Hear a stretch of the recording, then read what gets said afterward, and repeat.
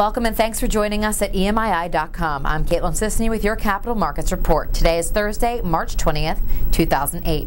The credit crisis wasn't enough to scare investors away from the IPO of the world's largest credit card processor, reports the Associated Press. Visa sold 406 million shares at $44 apiece to raise nearly $18 billion and complete the most lucrative initial public offering in U.S. history.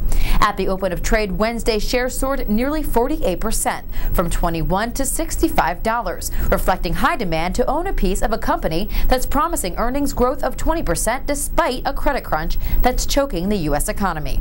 Investment bankers could still exercise an option to buy another 40.6 million Visa shares during the next 30 days. If that happens, Visa's IPO will end up raising $19.7 billion before expenses.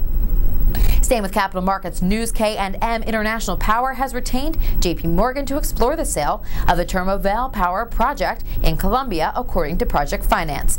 The 220-megawatt combined cycle gas-fire project located near California was refinanced in late 2007 through a $69 million Lehman Brothers-led financing. The refinancing freed up restrictions on cash from the project and cemented KMIP's 100% control of the project. It will allow for a cleaner sale at a more attractive price than when the project was undergoing a restructuring.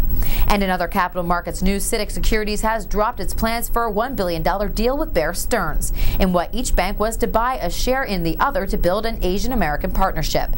The Chinese investment bank, one of a handful of dominant players in the local market, said it will continue to push forward with developing its business outside China, according to the Wall Street Journal Europe. The move comes after Bear's acquisition by JPMorgan. Citic had intended to take around 6% of Bear Stearns, according to International Securities Finance. And in other capital markets news in Asia, Aluminum Corporation of China is mulling over acquisitions to take advantage of a slump in global stock markets that has reduced the price of potential targets, reports Bloomberg News.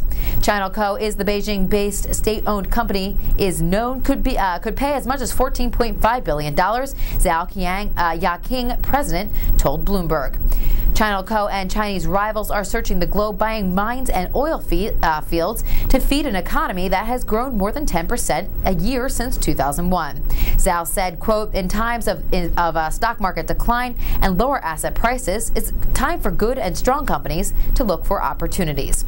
And that rounds out today's Capital Markets Report. Thanks for joining us on EMII.com. For more details on these stories and much more, click on our Capital Markets channel online and read the latest developments.